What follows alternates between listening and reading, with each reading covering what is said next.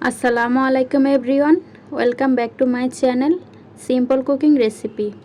Simple cooking রেসিপিতে আরও একটি নতুন রেসিপি দেখার জন্য সবাইকে স্বাগত জানাচ্ছি। আজকের পর্বে আমি আপনাদের সাথে শেয়ার করব খাসির ভুঁড়ি ভুনা বা বট ভুনা বা উজিরি ভুনা, যে যেই নামেই চেনেন না কেন। অনেকে হয়তো এই খাবারটা পছন্দ করেন না, আবার যারা খায় তারা জানে এই খাবারটা কত বেশি মজা হয়। এই ভুঁড়ি ভুনা রুটি পরোটার সাথে খেতে কিন্তু দুর্দান্ত লাগে, আর সাদা ভাত দিয়েও তো পরিবেশন করা যায়। আমি এই ভুঁড়িটা এমনি এমনি খেতে পারি, আমার কাছে খুবই ভালো লাগে খেতে। আশা করছি খাসির ভুঁড়ি ভুনা রেসিপিটা আপনাদের কাছে অনেক ভালো লাগবে। আর ভালো লাগলে প্লিজ একটি লাইক দিয়ে চ্যানেলটিকে সাবস্ক্রাইব করে আমার পাশে থাকার অনুরোধ রইল। তো চলুন দেখে আসি মূল রেসিপি। খাসির ভুঁড়ি রান্না করার জন্য এখানে আমি 2 কেজি পরিমাণ খাসির ভুঁড়ি নিয়েছি। খাসির ভুঁড়িগুলোকে আমি খুব সুন্দর করে গরম পানি দিয়ে প্রথমে পরিষ্কার করে নিয়েছি। পরিষ্কার করে নেওয়ার পর ঠান্ডা পানি দিয়ে খুব ভালো করে ধুয়ে নিয়েছি, দেখতেই পাচ্ছেন।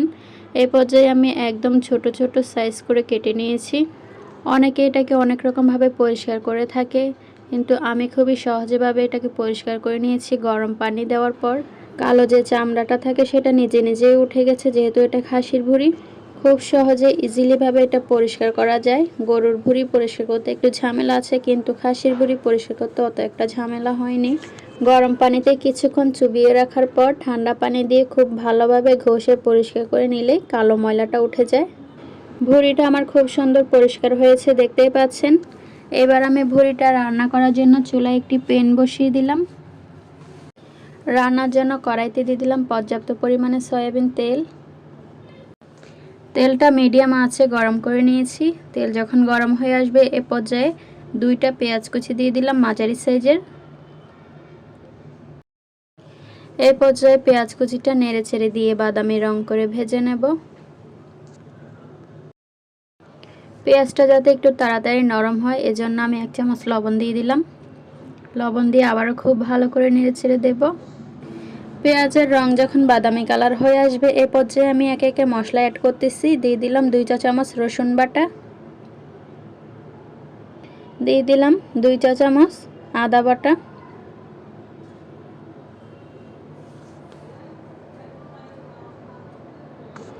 দিয়ে দিলাম 3 চা চামচ মরিচের গুঁড়া, দিয়ে দিলাম 2 চা চামচ হলুদের গুঁড়া, দিয়ে দিলাম 3 চা চামচ গরম মশলা গুঁড়া, 2টা তেজপাতা মাঝখান দিয়ে চিড়ে নিয়েছি, তেজপাতা দিয়ে দিলাম। এই পর্যায়ে মশলাটা খুব ভালো করে নেড়ে ছেড়ে দেব। দিয়ে দিলাম 3 চা চামচ সরিষা বাটা।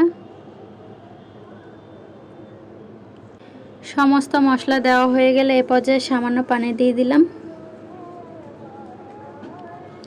এখন আমি মশলাটা খুব ভালো করে নেড়ে ছেড়ে দিয়ে বেশ কিছুক্ষণ ভালো করে কষিয়ে নেব, যাতে করে মশলার গায়ে কোনো গন্ধ না থাকে।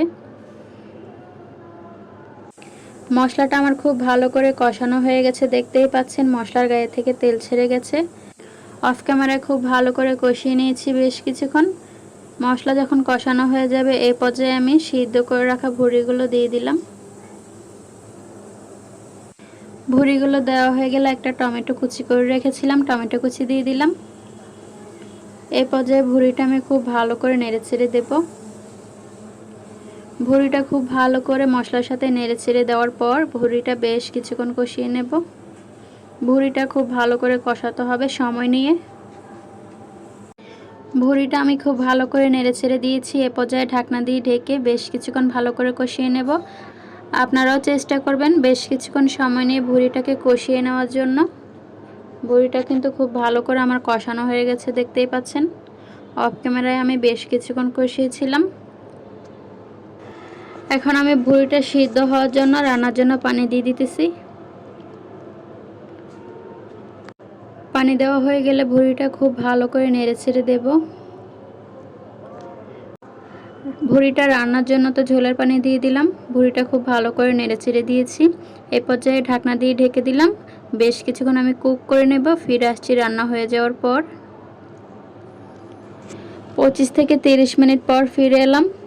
ভুঁড়িটা আমার খুব ভালো করে কুক করা হয়ে গেছে, দেখতেই পাচ্ছেন। এইরকম একটু গ্রেভি টাইপের রাখবো, তাহলে খেতে বেশ ভালো লাগবে। আপনারা চাইলেও এটাকে আরও শুকনা শুকনা ভাজা ভাজা করতে পারেন, তবে আমার কাছে এরকম গ্রেভি টাইপের ভালো লাগে, তাই আমি এরকম গ্রেভি টাইপের করে নামিয়ে নিয়েছি। এখন আমি নামিয়ে সার্ভ করে দেখিয়ে দিচ্ছি এটা কেমন হয়েছে। দেখতেই পাচ্ছেন আমি সার্ভ করে নিয়েছি। এখন কিন্তু এটাকে রুটি কিংবা পরোটা অথবা গরম গরম ভাতের সাথে পরিবেশন করতে পারেন। ভুড়িটা খুব ভালো সেদ্ধ হয়ে গেছে আর খেতেও কিন্তু অনেক বেশি মজা হয়েছিল। আমার একটি পছন্দের রেসিপি আপনাদের সাথে শেয়ার করেছি। রেসিপিটি আপনাদের কাছে কেমন লেগেছে কমেন্ট করে অবশ্যই জানাতে পারেন। এইরকম আরও নিত্য নতুন সহজ রেসিপি পেতে আমার চ্যানেলের সাথে জুড়েই থাকুন। দেখা হচ্ছে পরবর্তী কোনো রেসিপিতে। এ পর্যন্ত সবাই ভালো থাকুন, সুস্থ থাকুন। সবার সুস্থতা কামনা করছি। আল্লাহ হাফেজ।